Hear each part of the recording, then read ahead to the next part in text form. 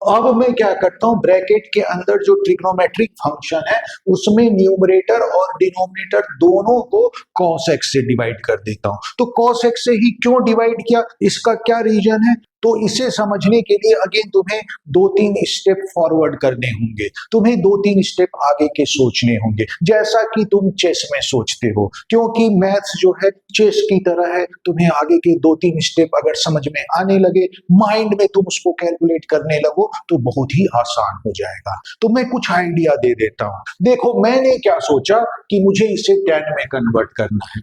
अब 10 में कैसे कन्वर्ट किया जा सकता है, तो इसमें देखो न्यूमरेटर में दो टर्म है, और इस दो टर्म वाले जो tan का फॉर्मूला होता है, तो उसमें एक है tan a माइनस बी और एक है tan a plus B. tan a minus B और tan a प्लस बी के दोनों फॉर्मूले को अगर तुम ऑब्जर्व करो तो तुम देखोगे कि ये वाला जो पोजीशन है, इस पोजीशन में वहां पे 1 होता है। तो तुम अगला स्टेप सोच के देखो कि यहां 1 लाने के लिए मुझे क्या करना पड़ेगा, cos x से डिवाइड करना पड़ेगा। तो अगर मैं न्यूमरेटर और डिनोमिनेटर को cos x से डिवाइड करता हूं तो क्या वो फॉर्मूले का फॉर्म आ सकता है, तो सबसे पहले उसे देखते हैं।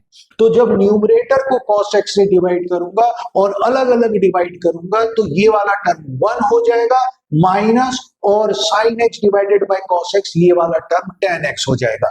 तो न्यूमरेटर में 1 माइनस tan x हो जाएगा, डिनोमिनेटर में भी सेम प्रोसेस करेंगे, cos x से डिवाइड करेंगे और अलग अलग डिवाइड करेंगे, तो डिनोमिनेटर आ जाएगा 1 प्लस tan x।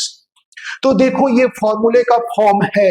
अगर तुमने 11th में ट्रिग्नोमेट्री ठीक से किया होगा तो ये एक ट्रिकी क्वेश्चन बनता है। ये tan pi by 4 minus x का फॉर्म हो जाता है। कैसे हो जाता है वो भी मैं एक्सप्लेन कर देता हूं, लेकिन इसे याद रखना, आगे कहीं भी बीच में आए तो तुम डायरेक्ट इसको लिख सको tan pi by 4 minus x, इसलिए ठीक से ऑब्जर्व करो।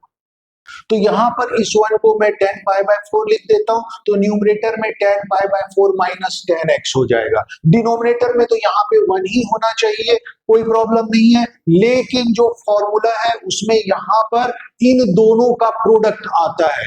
तो क्या इन दोनों का प्रोडक्ट आ सकता है यहां पे, तो हम देखते हैं कि यहां पे tan x है, लेकिन tan x को मैं tan x इंटू 1 तो लिख सकता हूं और 1 को मैं tan पाई बाय 4 लिख सकता हूं। तो देखो ऐसा करने से क्या हुआ, तो ये हो गया tan pi by 4 minus tan x divided by 1 plus tan x into tan pi by 4। तो ये tan a माइनस b का फॉर्म आ जा रहा है, और इसलिए ये फॉर्मूला बन गया tan pi by 4 minus x।